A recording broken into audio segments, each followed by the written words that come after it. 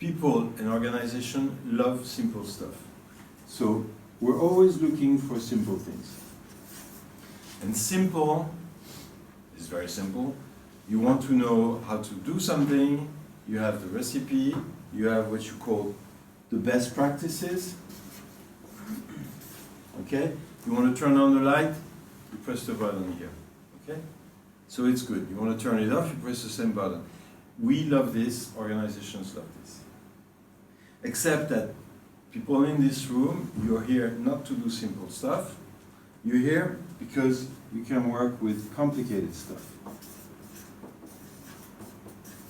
And complicated is about you having some expertise, some experience, some education, some knowledge and all that stuff that allows you to work with stuff which is more complicated, so it needs experts in one way or another. Okay?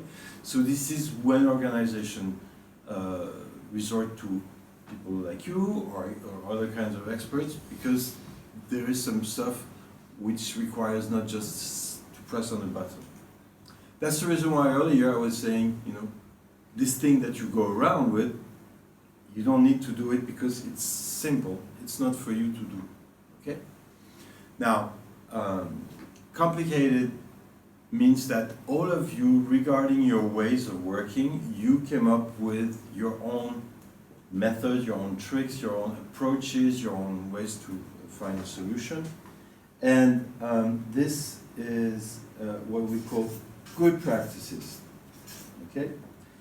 Good practices is individual or collective, but it is not global.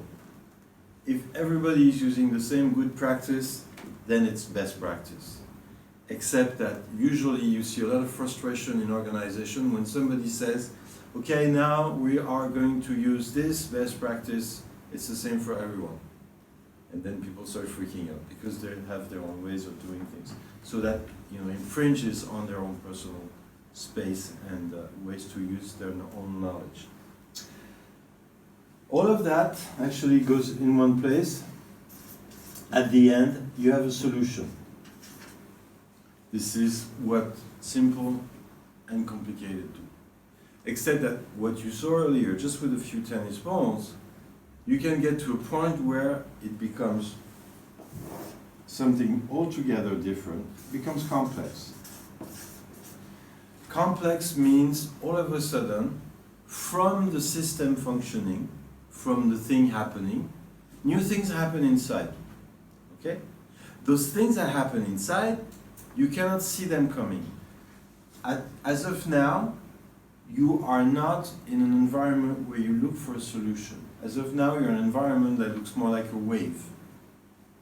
Surfing a wave, you know, you're there and you're surfing the wave, and the wave is emerging in front of you and behind you and all around you, and there is maybe some coral, or maybe there is a shark or big fish or whatever that's, you know, navigating around you and so on, and you cannot just say, stop, I don't want this anymore, we need to remove the coral, and that shark, please put it on the side, I don't like it.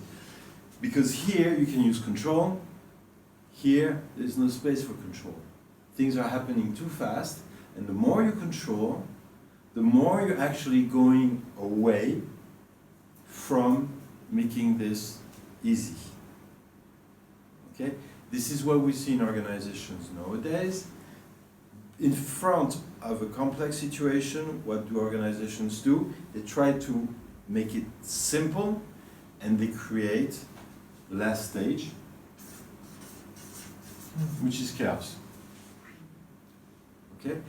By not accepting to go here with the emergence, so in other words, you're very much connected to the present, what is happening, and then you allow yourself to create together. This is what you just said, actually. You just wrote the solution. You co-create together the future, okay?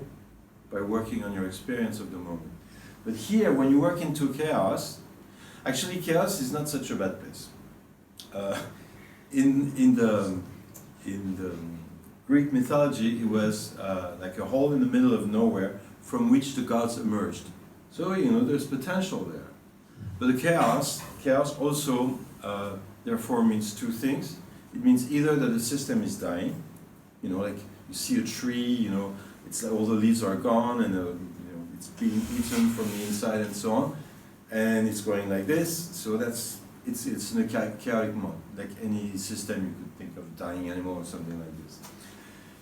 Dying systems usually they behave in such an erratic way. Imagine standing next to a dying white bear, you know, you don't want to come too close because it could be dangerous, okay? So dying systems are potentially dangerous, but also chaos is also the notion that something else is being born, is coming around, it's coming up.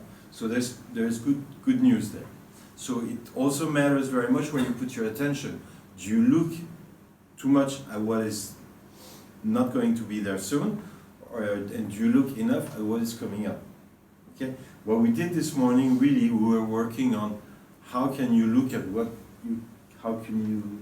how you can improve the situation, make it better. Okay, you follow me? Good. So chaos is a place which is okay to go, and actually a lot of the work, and this is the whole discipline here, which is called working on the edge of chaos. Okay, and working on the edge of chaos is like being a good surfer, knowing that sometimes your environment is really chaotic, but you manage to stay on the edge of chaos. And it's a good place. As long as you enjoy surfing or skiing, you know, and not being a control freak saying, you know, I don't like this tree here, move it, you know, or take that rock away. It doesn't work like this. So here is good for control, here is not too good. Okay? I'm not saying forget about control, but here is not too good. In terms of how we look at it from a human perspective, this, you know, command and control is fine. Here, this requires a lot more communication. So, if you want to stay in the tube, you know, if you want to stay healthy, you really need to include the human aspects that are sometimes not necessary very much in here.